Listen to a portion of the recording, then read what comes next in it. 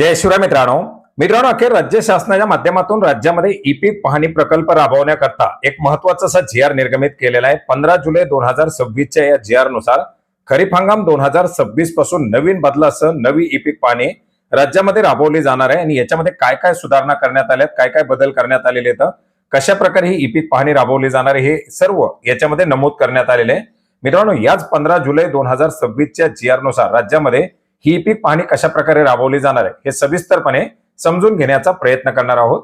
मित्रांनो, ई पीक पाहणीच्या संदर्भातील प्रस्तावना देण्यात आलेली की कशा प्रकारे राज्यामध्ये ई पीक पाहणी राबवली जात होती, याच्यामध्ये केंद्र शासनाची ई पीक पाहणी प्रायोगिक तत्वावरती कशी आणण्यात आली आणि आता पूर्णपणे राज्यामध्ये ही डीसीएस अर्थात डिजिटल क्रॉप सर्व्हे महाराष्ट्र ऍप्लिकेशनच्या माध्यमातून 100% ई पीक पाहणी राबवण्यासाठी ही सूचना देण्यात आलेली आहे। आता याच्यामध्ये आपण पाहू शकता, दरवर्षी लागवड केलेली पिकं शेतात उभी असताना केव्हाही म्हणजे लागवड केल्यापासून कापणीपर्यंत किंवा शासनानं ज्या पिकासाठी जो कालावधी निश्चित केलेला आहे किंवा राज्य शासनाच्या माध्यमातून ठराविक जो काही अधिकारी असेल, ज्या अधिकाऱ्याला हे अधिकार देण्यात आलेले आहेत त्यांच्या माध्यमातून निश्चित केलेल्या तारखेच्या दरम्यान ही ई पीक पाहणी केली जाणार आहे।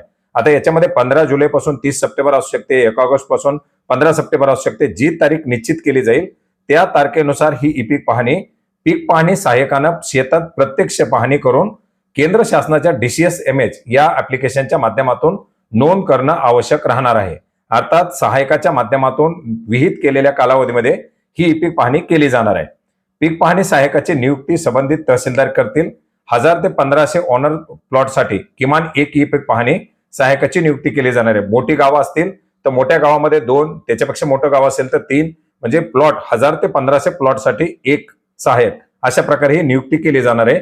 नियुक्तीमध्ये कोण असणार आहे? कोतवाल, ग्रामरोजगार सेवक, आशा सेविका किंवा जे काही MSL RLM चे अर्थात बचत गटाचे जे काही लोक असतील किंवा कॉमन सर्व्हिस सेंटर CSC चालक असतील, ग्रामस्तरावरती मानधन तत्वावरती इतर कर्मचारी असतील, अशा प्रकारच्या कर्मचाऱ्याची याच्यामध्ये नोंदणी केली जाणार आहे किंवा माय भारत पोर्टलवरती नोंदणीकृत नेहरू युवा स्वयंसेवकाची नियुक्ती याच्या माध्यमातून केली जाणार आहे।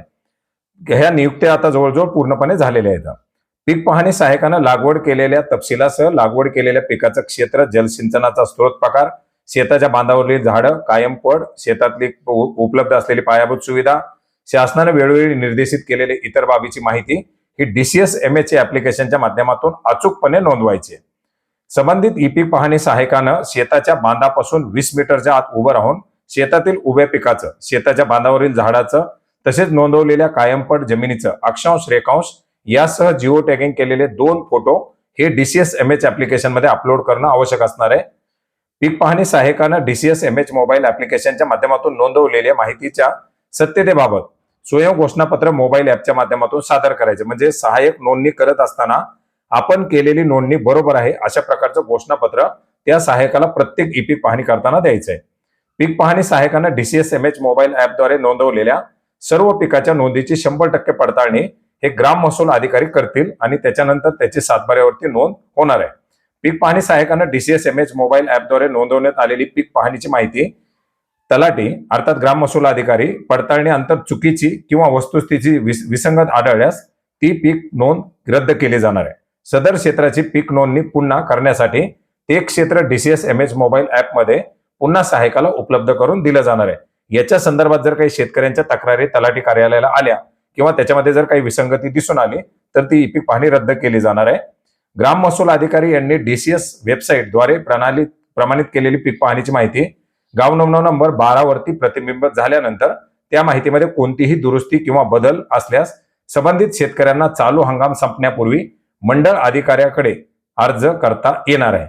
आता याच्यामध्ये जर एखाद्या शेतकऱ्याला तलाट्यानं ई पीक पाहणी अप्रूव्ह केल्यानंतर सुद्धा जरी काही समजा त्याच्यामध्ये तक्रार असेल तर त्या शेतकऱ्याला मंडळ अधिकाऱ्याकडे अर्ज करता येणार आहे।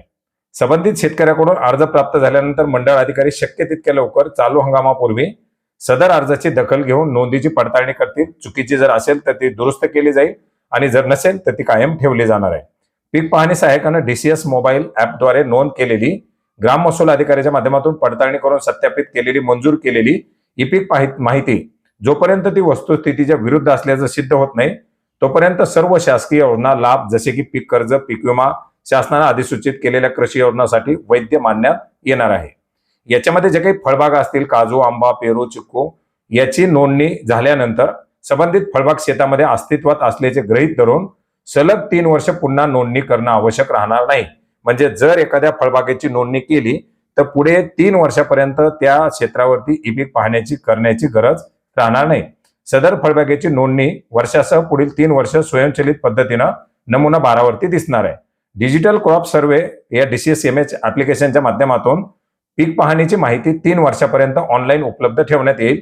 त्यानंतर पुढील 5 वर्षासाठी डिजिटल स्वरूपामध्ये संग्रहित करण्यात येणार आहे. या DCSMH मोबाईल ऍप्लिकेशनद्वारे संकलित करण्यात आलेली ई पीक पाहणीची माहिती शेतकऱ्यांसाठी राबवण्यात येणाऱ्या शासकीय योजना, सेवा, लाभ यांच्या प्रभावी अंमलबजावणीसाठी तसेच शासनाने निश्चित केलेल्या उद्देशासाठी संबंधित विभागांना उपलब्ध करून देता येणार आहे. अर्थार्थी आता या ई पीक पाहणीच्या माध्यमातून, सहायकाच्या माध्यमातून ही ई पीक पाहणी केली जाणार आहे आणि ई पीक पाहणी करत असताना याच्यामध्ये काय काय बदल सुचवलेले आहेत ते या GR च्या माध्यमातून स्पष्ट करण्यात आलेले आहेत.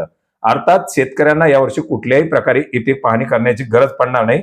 पूर्णपणे ई पीक पाहणी ही सहायकाच्या माध्यमातून केली जाणार आहे आणि सहायकाच्या माध्यमातून ई पीक पाहणी करून घेण्याचं जे टार्गेट असेल ते तहसीलदार यांचं असणार आहे. तहसीलदारांच्या माध्यमातून याच्या संदर्भातील पूर्णपणे देखरेख केली जाणार आहे. मित्रांनो, हा महत्वाचा असा GR आपण maharashtra.gov.in या संकेतस्थळावरती पाहू शकता. याची लिंक आपल्याला व्हिडिओच्या डिस्क्रिप्शन बॉक्समध्ये मिळेल. धन्यवाद.